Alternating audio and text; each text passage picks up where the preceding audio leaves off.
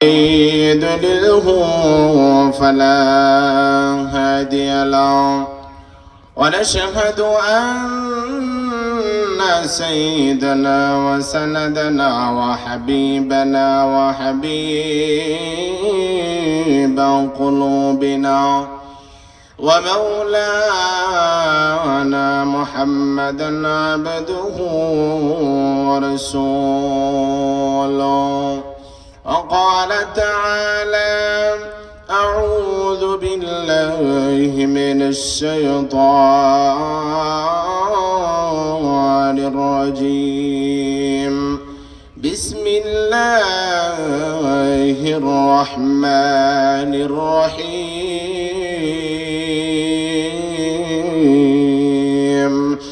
إن الله وملائكته يصلون على النبي يا أيها الذين آمنوا صلوا عليه وسلموا تسليما.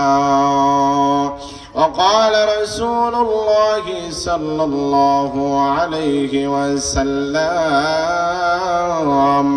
وقال رسول الله صلى الله عليه وسلم: من أحب سنتي فقد أحبني ومن أحبني كان معي في الجنة.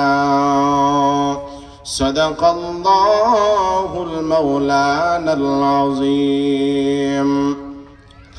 الحمد لمن قدر خيرا وقبالا، الحمد لمن قدر خيرا وقبالا، والشكر لمن صور حسنا وجمالا، والشكر لمن صور حسنا وجمالا.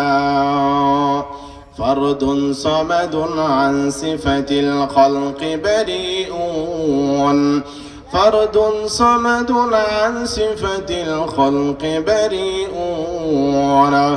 رب نزلي خلق الخلق كمالا، رب نزلي خلق الخلق كمالا.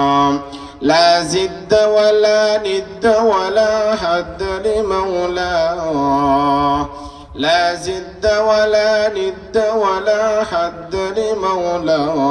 الآن كما كان ولم يلق زوالا، الآن كما كان ولم يلق زوالا. الحمد لله। আল্লাহ তাআলার দরবারে লাখ কোটি শুকর যে আল্লাহ সুবহানাহু ওয়া তাআলা আমাদেরকে রাজাপুর আবাসন প্রকল্প নুরানী হাফিজিয়া মাদ্রাসা ও ইতিমখানার মাহফিলে আমাদেরকে আল্লাহ তাআলা আসার জন্য বসার জন্য তৌফিক দান করলেন। সকলে বলেন আলহামদুলিল্লাহ। রাজাপুর নুরানী হাফিজিয়া মাদ্রাসার আবাসন প্রকল্প নুরানী হাফিজিয়া মাদ্রাসা ও ইতিমখানার মাদ্রাসার বার্ষিক মাহফিলের সম্মানিত সভাপতি হাফেজ কারি শামসুল হক সাহেব, সম্মানিত উলামায়ে একরাম, সকলের প্রতি আমার সালাম। আসসালামু আলাইকুম ওয়া রাহমাতুল্লাহি ওয়া বারাকাতুহু। আল্লাহ তাআলার দরবারে লাখ কোটি শুকর যে আল্লাহ রাব্বুল আলামিন আমাদেরকে এমন একটি কোরআনের মাহফিল করার এবং শোনার জন্য আমাদের এই পরিবেশ তৈরি করে দিয়েছেন, তাদের প্রতি শুকরিয়া আদায় করি। আল্লাহ সুবহানাহু ওয়া তাআলা বলেন, যখনই তোমরা আমি আল্লাহ তাআলার নিয়ামত প্রাপ্ত হইবা, সাথে সাথে আমি আল্লাহ সুবহানাহু ওয়া তাআলার দরবারে শুকর আদায় করবা। আর যদি শুকর আদায় করো, আল্লাহ সুবহানাহু ওয়া তাআলা আমাদেরকে আল্লাহ রাব্বুল আলামিন নিয়ামত সমূহ বাড়ায় দিবেন। কোরআনে কারীমের মাধ্যমে আল্লাহ রাব্বুল আলামিন দুনিয়ার মানুষদেরকে ডেকে ডেকে বলে, আল্লাহ রাব্বুল আলামিন কোরআনের মাধ্যমে দুনিয়ার মানুষদেরকে ডেকে বলে, লা ইন শাকারতুম লা আযীদান্নাকুম ওয়া লা ইন কাফারতুম মিন আযাবি লাশাদীদ। আল্লাহ রাব্বুল আলামিন দুনিয়ার মানুষদেরকে বলে, ওরে আমার বান্দারা রে, আমি আল্লাহ রাব্বুল আলামিনের নিয়ামত পাওয়ার পরে যদি আমি আল্লাহ রাব্বুল আলামিনের দরবারে শুকর আদায় করতে পারো, শুকর আদায় করো, আমি আল্লাহ তোমাদের নিয়ামতকে বৃদ্ধি করিয়ে দিব। অন্য জায়গায় আল্লাহ সুবহানাহু ওয়া তাআলা দুনিয়ার মানুষদেরকে ডেকে ডেকে বলে, ওরে আমার বান্দারা রে, আমি আল্লাহ রাব্বুল আলামিন তোমাদেরকে কি পরিমাণ নিয়ামত দান করিলাম, কি পরিমাণ নিয়ামত দান করিলাম যদি তোমরা গণনা করো। আমি আল্লাহ রাব্বুল আলামিন ঘোষণা আগে করে দিলাম, ওয়া ইন তাউদ্দু নি'মাতাল্লাহি লা তুহসুহা। আমি আল্লাহ রাব্বুল আলামিন ঘোষণা করে দিলাম, রে বান্দা, কিয়ামত নিকটবর্তী হয়ে যাবে, কিয়ামত হয়ে যাবে। আমি আল্লাহ রাব্বুল আলামিনের নিয়ামত সমূহ গণনা করে শেষ করা যাবে না। এই কারণে কবি বলেন, হামদে বেহাদা মর খুদায়ে পাকেরা আকে ইমাদদ মুস্তে খাকেরা। কবি দুনিয়ার মানুষদেরকে ডেকে ডেকে বলে, ওরে দুনিয়ার মানুষেরা রে, সেই আল্লাহ রাব্বুল আলামিনের দরবারে শুকর আদায় করা যে আল্লাহ রাব্বুল আলামিন এক মুষ্টি মাটির মানুষকে ঈমানের মতো নূর দান করেছেন, ঈমানের মতো দৌলত দান করেছেন, ঈমানের মতো এমন দামি জিনিস আমাদেরকে আল্লাহ তাআলা দান করিয়ে দিয়েছেন।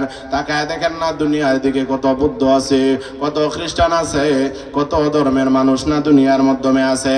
আল্লাহ রাব্বুল আলামিন আমাদেরকে জাহান্নামী না বানাইয়া, অন্য ধর্মের মাধ্যমে জন্মগ্রহণ না করাইয়া, আল্লাহ রাব্বুল আলামিন কোন বিনা দরখাস্তে আমাদেরকে আল্লাহ রাব্বুল আলামিন মুসলমান বানাইয়া দুনিয়াতে পাঠাইছেন। এই কারণে আল্লাহ রাব্বুল আলামিন বলেন, আমি আল্লাহর নিয়ামত পাওয়ার সাথে সাথে তোমরা আমি আল্লাহ রাব্বুল আলামিনের দরবারে নিয়ামতের শুকর আদায় করো। আল্লাহ রাব্বুল আলামিনের শুকরিয়ার পাশাপাশি আমাদের ইবাদত করতে হবে। আল্লাহ রাব্বুল আলামিনের হাবিব হযরত আবু হুরায়রা রাদিয়াল্লাহু তাআলা আনহু হাদিসটি বর্ণনা করেন। আল্লাহর রাসূল বলেন, মান ক্বালা লা ইলাহা ইল্লাল্লাহ ফাদাখালাল জান্নাহ, যে ব্যক্তিরা কালিমা শরীফ পড়বে, কালিমা পড়বে, আল্লাহ রাব্বুল আলামিন তাকে এরকম ভাবে জান্নাত দান করবেন। 8টা জান্নাত আল্লাহ রাব্বুল আলামিন বানাইছেন। অন্য জায়গার মাধ্যমে আল্লাহ রাব্বুল আলামিন বলেন, ইন্নাল্লাযীনা আমানু ইন্নাল্লাযীনা আমানু ওয়া আমিলুস সালিহাতি কানাত লাহুম জান্নাতুল ফিরদাউসি নুজুলা।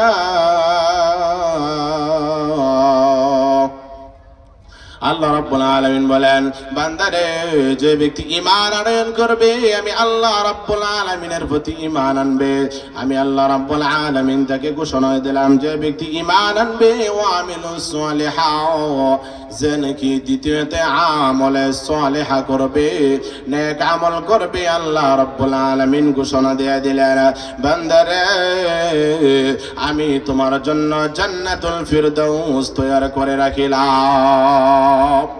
আল্লাহ রাব্বুল আলামিন কোরআনে কারীমের মাধ্যমে বলেন, হে দুনিয়ার মানুষেরা, যদি তোমরা আমি আল্লাহ তাআলাকে ভালোবাসতে চাও, আমি আল্লাহ তাআলাকে পাইতে চাও, আমার তৈরি জান্নাত সমূহের মাধ্যমে প্রবেশ করতে চাও, আমি আল্লাহ ঘোষণা করে দিলাম, বান্দারে, তাহলে আমার হাবিবকে ভালোবাসো, আমার নবীকে ভালোবাসো, আমার নবীকে মহব্বত করো, আমি আল্লাহর হুকুমগুলো পুরা করো রাসূলের তরিকা অনুসারে।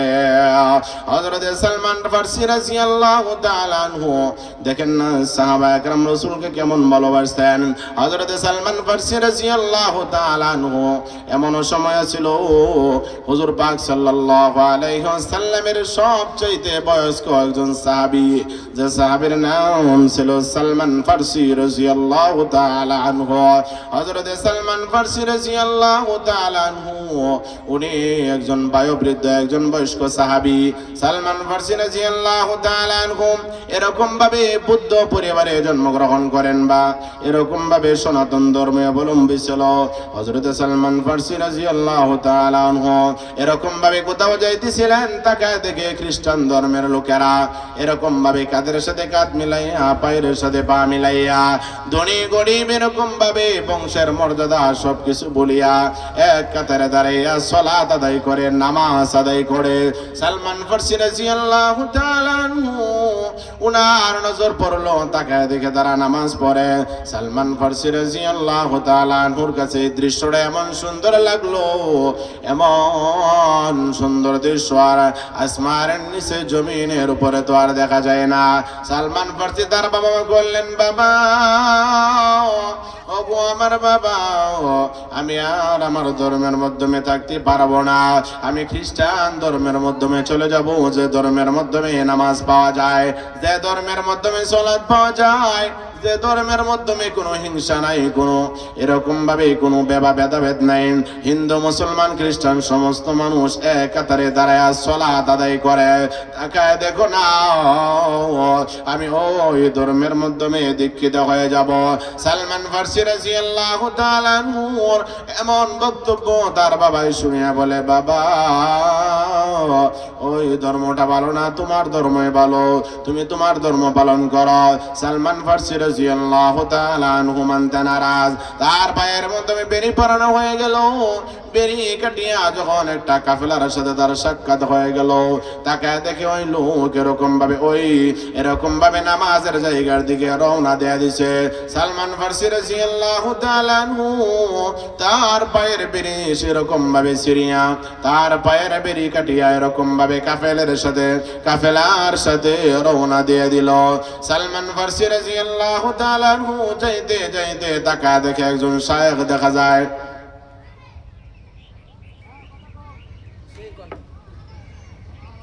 একজন শায়েখের সাথে তার সাক্ষাৎ হয়ে গেল সালমান ফারসি রাদিয়াল্লাহু তাআলা আনহু বলতে লাগলেন সালমান ফারসি রাদিয়াল্লাহু তাআলা আনহু তাকে বলতে লাগলেন হুজুর আপনার ধর্মের মাধ্যমে যে সুন্দর সালাত আছে নামাজ আছে আপনার ধর্মের মাধ্যমে কোনো হিংসা নাই কোনো বিদ্বেষ নাই কোনো মারামারি কাটাকাটি নাই কোনো কুসংস্কার নাই কোনো দেব দেবীর পূজা পায়েল নাই ওগো হুজুর আপনার সাথে আমাকে থাকতে দিন কিছুদিন যেতে না যেতে তার শায়েখ অসুস্থ হয়ে গেল যখন মরণাপন্ন হয়ে গেল এমন সময় বলতেছে ওগো হুজুর আমাকে বলিয়া যান আপনি দুনিয়া ছেড়ে চলে যাওয়ার পরে আমি কার সাহচর্যে থাকবো আমি কার সাথে সময় দিব আমি কার সঙ্গ লাভ করব আমি কার কাছে মুরিদ হব ওই হুজুরে বলতেছে আমি যখন চলে যাই তুমি অমুক সার্গীদের কাছে অমুক পীরের কাছে চলে যাইবা অমুক আল্লাহওয়ালার কাছে চলে যাইবা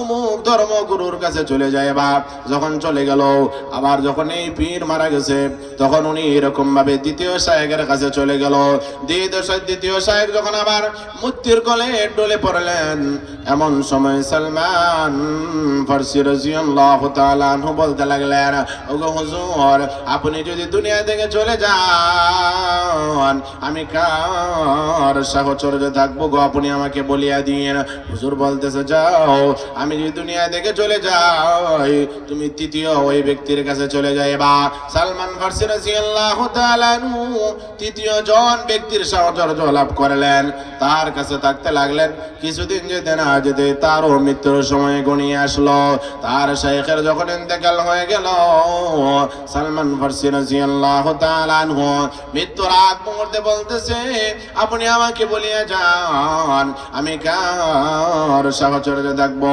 আমি কার সাথে এরকম ভাবে আমার সময় পার করব কার সাথে যদি আমি চলি এরকম ভাবে আমি দুনিয়ার মাধ্যমে আমার ধর্মকে মেনে চলতে পারবো সালমান ফারসি রাদিয়াল্লাহু তাআলা আনহু ওনার বয়ান শুনিয়া তার শায়েখ বলতেছে তুমি চতুর্থ একজন শায়েখের কাছে চলে যাইবা সালমান ফারসি রাদিয়াল্লাহু তাআলা আনহু চতুর্থ শায়েখের দরবারে চলে গেলেন কিছুদিন যেতে না যেতেই ওই শাইখের মৃত্যুর সময় চলে আসছে। সালমান ফারসি রাদিয়াল্লাহু তাআলা আনহু ডেকে ডেকে বলে, আপনার যদি মৃত্যু হয়ে যায় আমি কার কাছে চলে যাইব গো শাইখ, আমাকে বলিয়ে দিন, আমি কার সঙ্গ লাভ করিব? সালমান ফারসি রাদিয়াল্লাহু তাআলা আনহু শাইখ ডেকে ডেকে বলে, আমার কাছে মনে হইতেছে দুনিয়ার মাধ্যমে আর কোনো ভালো মানুষ নেই, দুনিয়ার মাধ্যমে আর কোনো শাইখ নাই। যাও যাও, তোমাকে আমি বলিয়ে দিলাম, তুমি ইয়াসরিব নামক দেশে চলে যাও, তুমি ইয়াসরিব নামক দেশের মাধ্যমে চলে যাও। তাকে দেখবা ওই মরুর দেশে, এই মরুভূমির দেশের মাধ্যমে একজন লোক আসবে, আমি তোমাকে আলামত বর্ণনা করে দিলাম, তোমাকে আমি লক্ষণগুলো বর্ণনা করে দিলাম। সালমান ফারসি রাদিয়াল্লাহু তাআলা আনহু মনোযোগ দিয়ে শুনতেছিলেন। কিছু সময় যাওয়ার পরে ওই লোক বলতেছে, এরকম ভাবে মরুভূমির অঞ্চলের মাধ্যমে একজন লোক আসবে, যে লোক কিনা এরকম ভাবে দুনিয়ার যত ধর্ম আছে সমস্ত ধর্মের বিরুদ্ধে দাওয়াত দিবে, তার নাম হবে মুহাম্মদ। এরকম ভাবে তার কাদের মাধ্যমে নবুয়তে মোহর লাগানো থাকবে। এক নম্বর আলামত। দুই নম্বর আলামতের মাধ্যমে বলা হয়েছে তাকে যদি কোনো সদকার মাল দেওয়া হয় সে গ্রহণ করবে না। তিন নম্বর আলামতের মাধ্যমে বলা হয়েছে তাকে যদি হাদিয়া পেশ করা হয় তাহলে সে হাদিয়া মনের আনন্দে প্রফুল্লে সে হাদিয়া টুকু গ্রহণ করে ফেলবে। তিন নম্বর আলামত বলার পরে তার পঞ্চম নম্বর শাইখ দুনিয়া থেকে বিদায় হয়ে গেলেন। সালমান ফারসি রাদিয়াল্লাহু তাআলা আনহু নবীর সাহাবী এরকম ভাবে মরুর দেশের দিকে রওনা দেয়া দিল। কাফেরদেরকে বলতেছে, ইহুদিদেরকে বলতেছে, আমাকে নিয়ে চলো মরুর দেশে, ইয়াসরিব নামক দেশে নিয়ে চলো।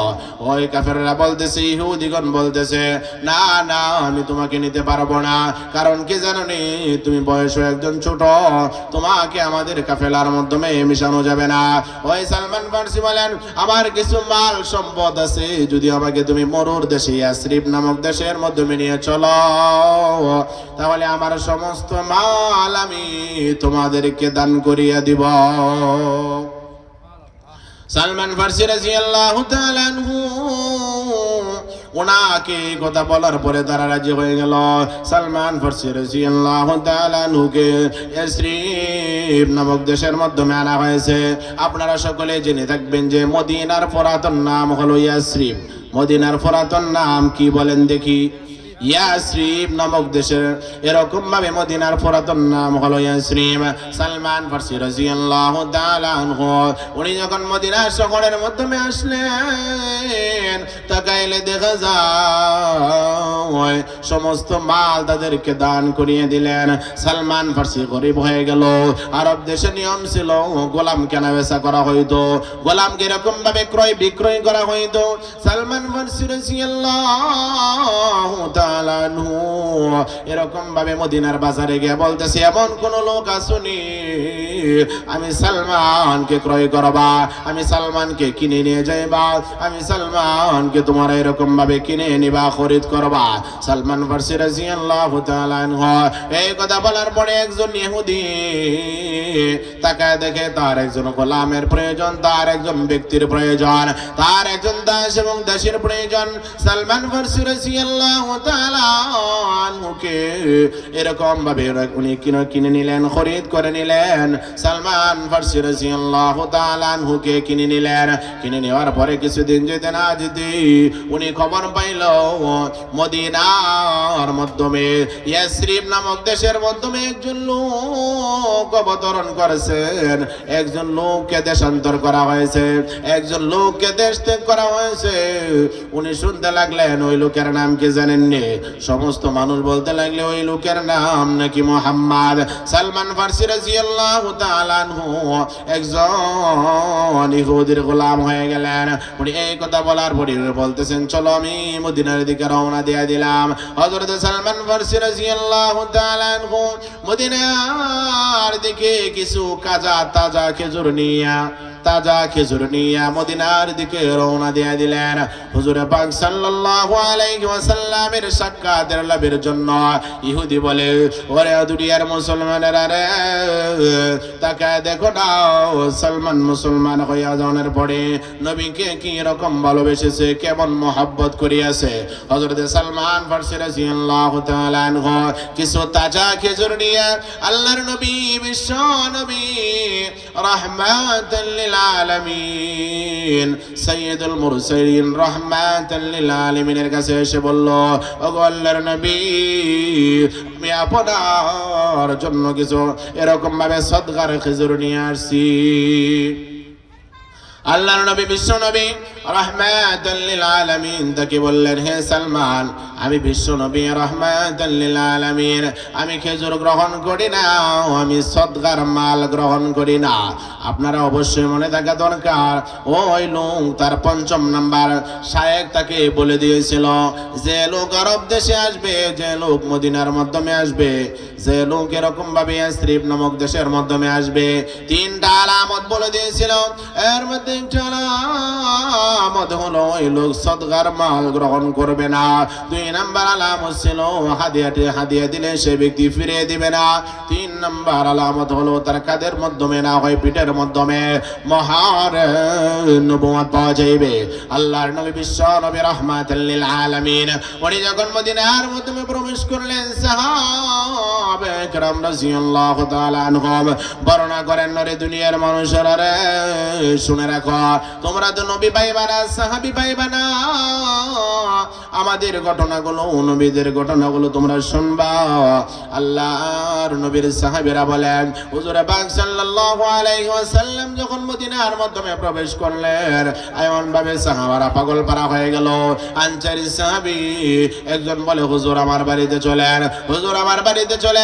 ও আল্লাহর নবী বিশ্ব নবী, আপনি আমার বাসার মাধ্যমে চলেন। হুজুর পাক সাল্লাল্লাহু আলাইহি ওয়াসাল্লাম বলতে লাগলেন, আমি দ্বিধাদ্বন্দ্বের মাধ্যমে পড়ে গেলাম, যতক্ষণ পর্যন্ত আল্লাহ রাব্বুল আলামিনের পক্ষ থেকে ওহী না আসবে, ততক্ষণ পর্যন্ত আমি বিশ্ব নবী কারো বাসায় যাইব না।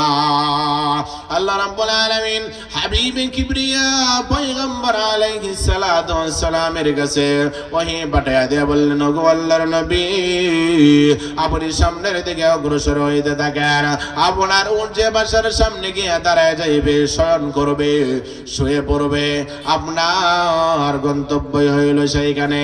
হুজুর পাক সাল্লাল্লাহু আলাইহি ওয়াসাল্লাম সামনের দিকে আগাইতে লাগলেন।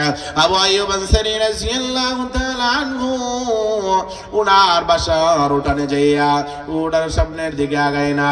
আল্লাহর নবী বিশ্ব নবী আর বোঝার বাকি না, ওই মদিনার মাধ্যমে এটাই আমার প্রথম সফর, এই বাড়ির মেহমান আমি। হযরত সালমান ফারসি রাদিয়াল্লাহু তাআলা আনহু বলতে লাগলেন, ওগো নবীজি, তাকায় দেখেন না, আপনার জন্য আমি সদকার খেজুর নিয়ে আসছি। আল্লাহর নবী বিশ্ব নবী রাহমাতাল লিল আলামিন উনি বলতে লাগলেন, আমি সদকা গ্রহণ করি না, তোমরা সাহাবে সুফাদেরকে দান করিয়ে দাও, ইয়াসরিব নামক দেশের মাধ্যমে গরিব মিসকিনদেরকে দান করিয়ে দাও। কারণ কি জানো নি, আমার পরিবার এবং আহলে বাইত সদকা গ্রহণ করি না।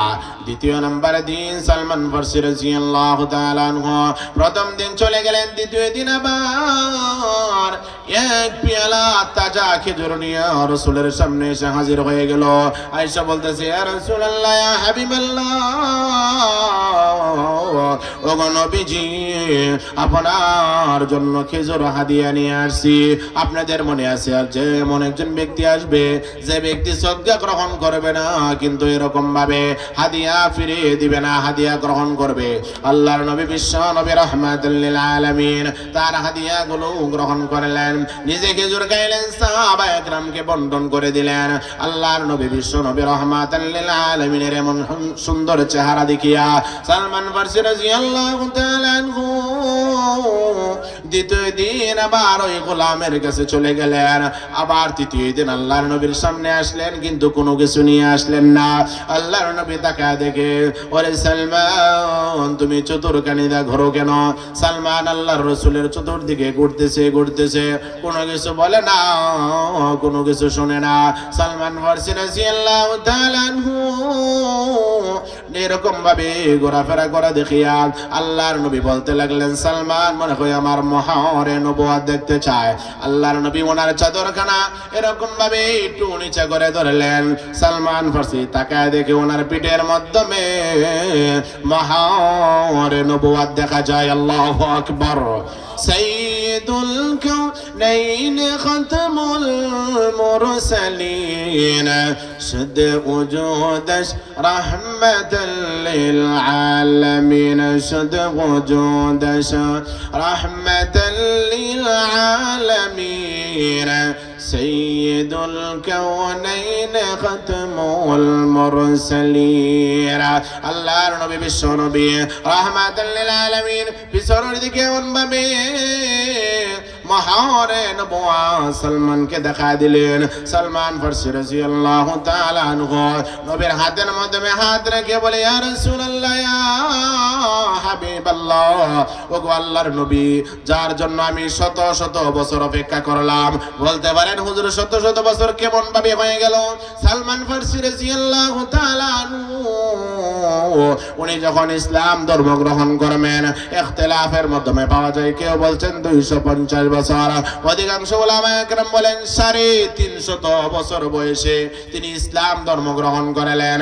এরকম ভাবে সালমান ফারসি রাদিয়াল্লাহু তাআলা আনহু বলেন, ওগো আল্লাহর নবী, দেন না আমাকে আপনি কালিমা শাহাদাত পড়ায় দেন।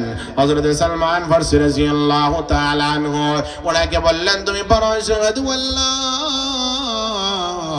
ইলাহা ইল্লাল্লাহু ওয়া আশহাদু আন্না মুহাম্মাদান আবদুহু ওয়া রাসূলুহু।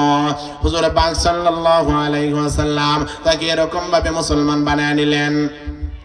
সালমান ফারসি রাদিয়াল্লাহু তাআলা আনহু ঘটনার মাধ্যমে পাওয়া যায়, তৃতীয় দিন আবার তার গোলামের কাছে চলে গেলেন, তার মুনিবের কাছে চলে গেলেন। আল্লাহর নবীর কাছে খবর আসছে, ওগো নবীজি, আপনি জানেননি সালমান একজন ইহুদির গোলাম। আল্লাহর নবী বললেন, সালমানকে আমি কিনিব, সালমানকে আমি ক্রয় করে নেব, সালমানকে আমি বিশ্ব নবী খরিদ করব। হুজুর পাক সাল্লাল্লাহু আলাইহি ওয়াসাল্লাম ইহুদির কাছে খবর পাঠাইলেন, ওরে ভাই ইহুদি, সালমানকে তুমি আমার কাছে বিক্রয় করে ফেলো, আমার কাছে তুমি সালমানকে বেচে ফেলো। সেই ইহুদি বলতে লাগলেন, ইয়া রাসূলুল্লাহ, ইয়া হাবিবাল্লাহ, আমি জানি সালমানকে আপনি আমাদের এখানে থাকতে দিবেন না, কিন্তু আমার একটা শর্ত আছে, কি জানোনি? আমার বাগানের মাধ্যমে 300 খেজুর গাছ লাগায় দিতে হবে। সালমানকে আমি তোমার কাছে বিক্রয় করে দেব, কোনো সমস্যা নাই, কিন্তু প্রশ্ন হলো আমার একটি বাগান আছে, বাগানের মাধ্যমে 300 খেজুর গাছ লাগাই দিতে হবে, একসাথে বড় হবে, একসাথে এরকম ভাবে ফুল দেবে, একসাথে গাছের মাধ্যমে ফল দিবে। এই শর্তে যদি তুমি রাজি হও, তাহলে আমি সালমানকে তোমার কাছে বিক্রয় করে দেব। আর জানোনি, সালমানকে আমি তোমার কাছে বিক্রি করে দেব, এই বাগান যতদিন পর্যন্ত বড় না হবে, ফল ফুল না দিবে, ততদিন পর্যন্ত এই বাগানের পরিচর্যায় সালমানের করতে হবে। আল্লাহর নবী বিশ্ব নবী রাহমাতুল লিল আলামিন, আপনি আমার নবী, রাহমাতের নবী হুজুর পাক সাল্লাল্লাহু আলাইহি ওয়াসাল্লাম কি করলেন জানেননি? হুজুর সাল্লাল্লাহু আলাইহি ওয়াসাল্লাম বললেন, ঠিক আছে, এই শর্তে আমি সালমানকে কিনে নিলাম। আল্লাহর নবী তাকে কিনিয়া এরকম ভাবে তাকে আজাদ করে দিলেন, তাকে মাফ করে দিলেন, গোলাম আজাদ করে দিলেন। হুজুর পাক সাল্লাল্লাহু আলাইহি ওয়াসাল্লাম ওই ইহুদির বাগানের মাধ্যমে খেজুর গাছ রোপণ করতে লাগলেন, একটা দুইটা তিনটা এমন ভাবে লাগাতে এখন এরকম ভাবে 299টা গাছ ইহুদির বাগানের মাধ্যমে লাগিয়ে দেওয়া হয়েছে। হুজুর পাক সাল্লাল্লাহু আলাইহি ওয়াসাল্লাম দেখে সমস্ত বাগান তো ভরে গেছে, একটি গাছ একজন সাহাবী হযরত ওমর লাগাইছিলেন। ঘটনাক্রমে দেখা যায় গাছ একসাথে বড় হইতেছে, একসাথে এরকম ভাবে উপরের দিকে উঠতেছে, একসাথে ফুল দিতে আরম্ভ করেছে, একসাথে ফল দিতে আরম্ভ করে দিল।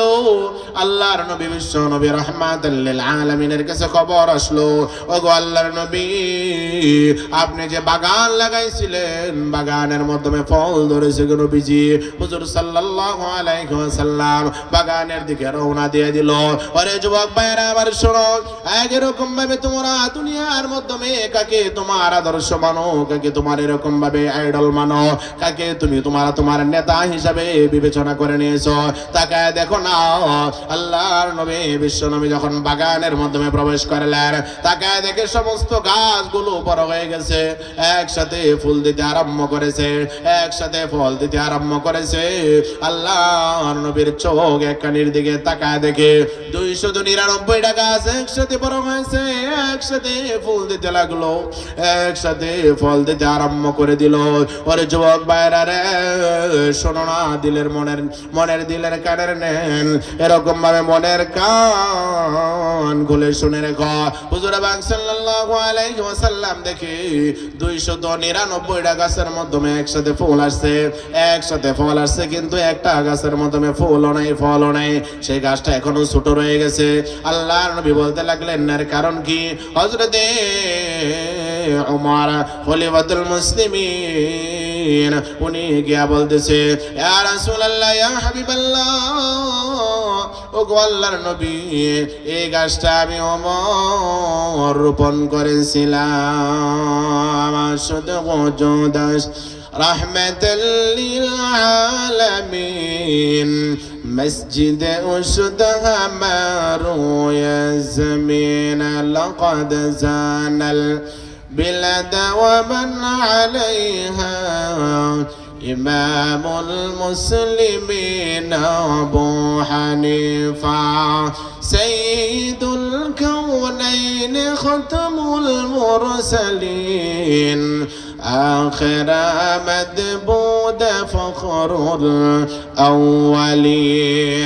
ওরে যুবক ভাইরা আমার, ওমর ডাক দিয়ে বলে, ও নবীজি, চিন্তার কোনো কারণ নাই, এই খেজুর গাছটা আমি ওমর লাগাইছিলাম আপনার হাতের বরকত না পাওয়ার কারণে, আপনার হাতের এরকম ভাবে ছোঁয়া না পাওয়ার কারণে গো নবীজি, এই গাছটা এখনো ছোট রয়ে গেছে, এই গাছের মধ্যে এখনো ফল হয় নাই, এখনো ফুল হয় নাই। আল্লাহর নবী বললেন, এই গাছটাকে এরকম ভাবে ফেলে দাও, আর আমার হাত দ্বারা নতুন একটি চারা নিয়ে আসো, আমি বিশ্ব নবী নিজের হাতে রোপণ করে দেই।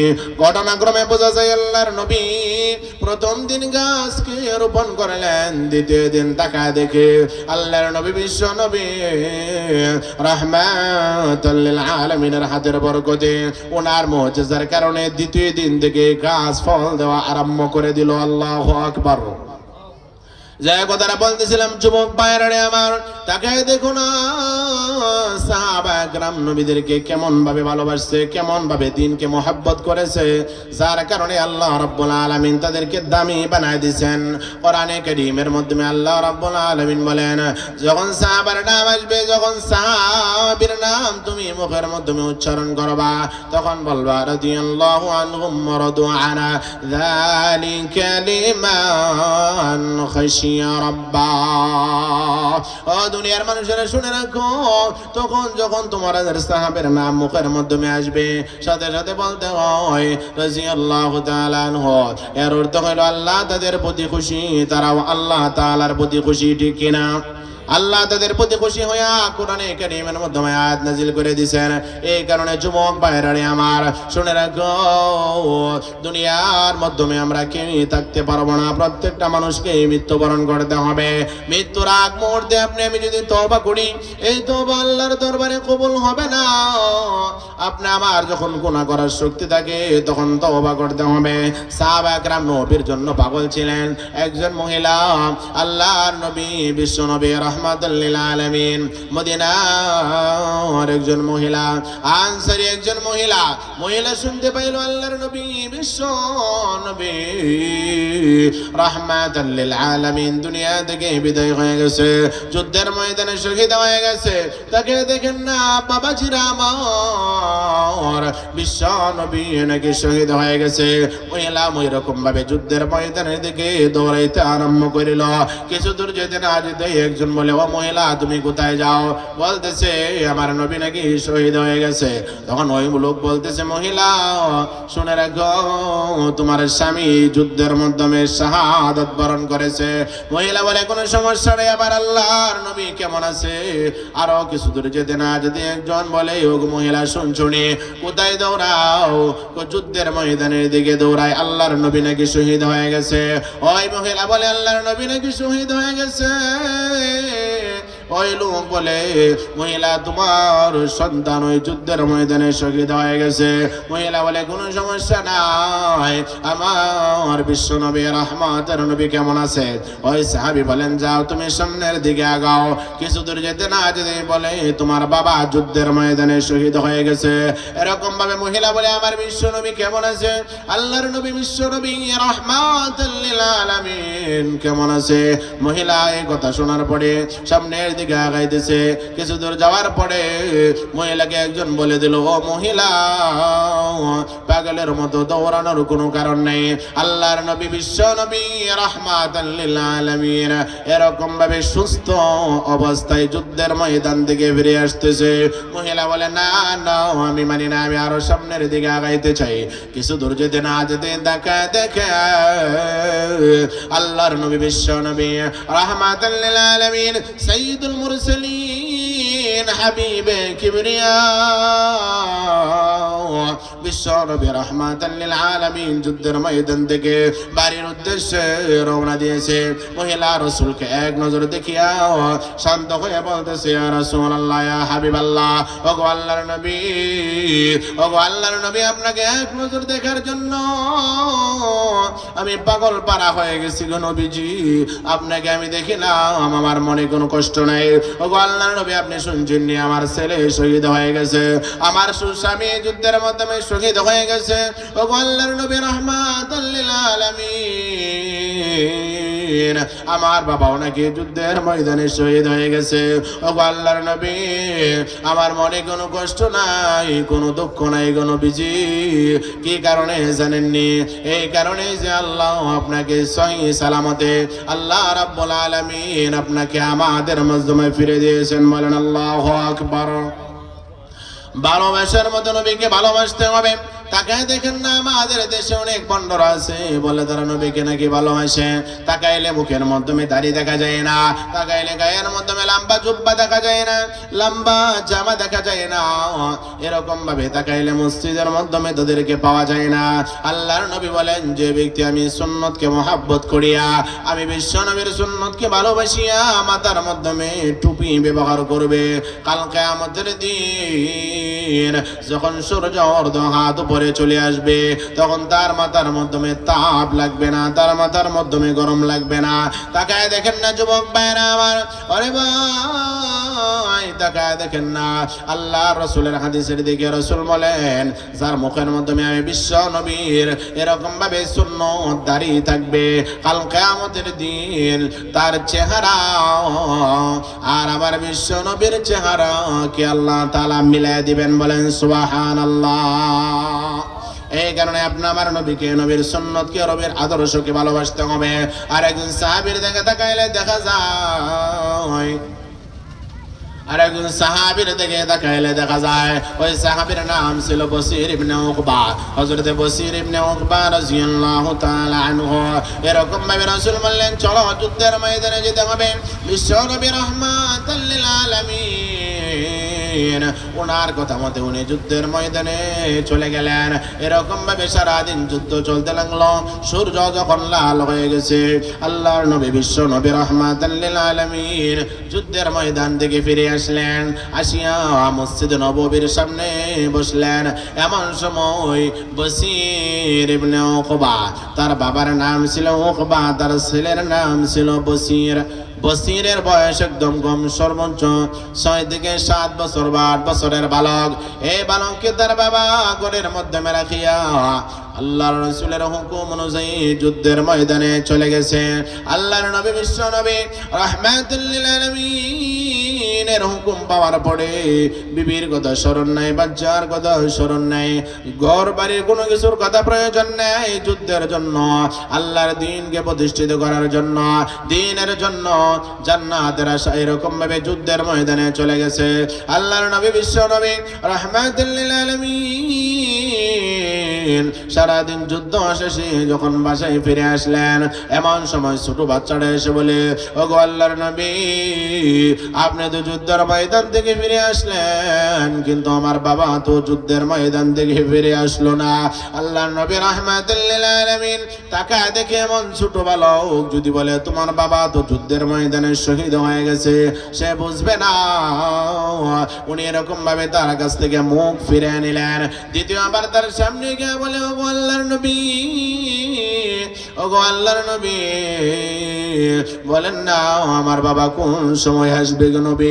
ওগো নবী, আপনি বলে দিন আমার বাবা কখন আসবে? আল্লাহর নবী রাহমাতুল লিল আলামিন বললেন, দ্বিতীয়বার আবার মুখ ঘুরিয়ে নিলেন। তৃতীয়বার আবার তার কাছে গিয়ে বলে, ওগো নবীজি, আমার বাবা কোন সময় আসবে গো? সূর্য লাল হয়ে গেছে, আমার থাকার মতো কোনো ঘর নাই, আমার মা নাই, আমার কোনো জায়গা নাই, আমার কোনো পিঠা নাই। ওগো আল্লাহর নবী, আমাকে বলে দিন না আমার বাবা কোন সময় আসবে? নবী আরবি সাল্লাল্লাহু আলাইহি ওয়াসাল্লাম বললেন, ওরে বসির ইবনে উকবা, শোনো না, তোমার আব্বা তো যুদ্ধের ময়দানে শহীদ হয়ে গেছে। ওই সাহাবী বলতে লাগলেন, বসির ইবনে উকবা সাহাবী বলেন, মাসুম বাচ্চা মানুষ বলে, ওগো নবীজি, আমার বাবা যে শাহাদাত বরণ করলো, শহীদ হয়ে গেল, আমি কার গলা ধরে ঘুমাইবো? আমি প্রতিদিন আমার বাবার গলা ধরে ধরে ঘুমাইতাম। ওগো নবীজি, আমার থাকার মতো কোনো ঘর নাই, আমার কোনো আশ্রয় নাই গো নবীজি। হুজুর সাল্লাল্লাহু আলাইহি ওয়াসাল্লাম তার এই করুণ দৃশ্য শুনিয়া এরকম ভাবে দুটি হাত বাড়িয়ে দিয়ে বলে, বসির, ওরে বসির ইবনে উকবা রে, তোমার আব্বা জান্নাতে চলে গেছে, জান্নাত থেকে এনে দিতে পারবো না। ওরে বসির, আমি মুহাম্মদ তো দুনিয়া থেকে বিদায় হয় না, আয় আমার বুকে আয় রে বসির। হযরতে বসির ইবনে উকবা আল্লাহর নবী বুকের মধ্যে জড়ায়া বলতে লাগলেন, তোমার আব্বা জান্নাতে চলে গেছে, এনে দিতে পারবো না, আমি মুহাম্মদ তোমার বাকি জিন্দেগির জন্য আমি মুহাম্মদ তোমার আব্বা হয়ে গেলাম। তাকে দেখেন না সাহাবা একরাম কেমন ভাবে নবীকে ভালোবাসেন, দিনকে মহব্বত করছেন, ভালোবাসেন। আপনি আমি যদি এরকম ভাবে নবীকে ভালোবাসি, আল্লাহ রাব্বুল আলামিন আপনাকে আমাকে জান্নাতের সর্বোচ্চ মাকাম দান করে দিবেন। শুধু তাই নয়, আমি একটি হাদিস তেলাওয়াত করেছিলাম, আল্লাহর নবী বলেন, মান হাব্বা সুন্নতি ফাকাদ হাব্বানি ওয়া মান হাব্বানি কানা মাই ফিল জান্নাহ। আল্লাহর নবী বলেন, যে ব্যক্তি আমি রাসূলের সুন্নতকে মহব্বত করবে, সুন্নতকে ভালোবাসবে, সুন্নতকে আঁকড়ে ধরবে, সুন্নতের সাথে জীবন যাপন করবে, আমি বিশ্ব নবী ওয়াদা দিলাম রে, ওই ব্যক্তি এবং আমি জান্নাতের মাধ্যমে একসাথে থাকবো। বলেন সুবহানাল্লাহ। আমরা সুন্নতের পাবন্দ করবে তো ইনশাআল্লাহ। আল্লাহ তাআলা আমাদের সকলকে কবুল করুক, সকলে বলি আমিন। আল্লাহ তাআলা বলনেওয়ালা শুননেওয়ালা সকলকে কবুল করুক, আমল করার তৌফিক দান করুন, সকলে বলি আমিন। ওয়া আখির দাওয়ানা আলহামদুলিল্লাহ।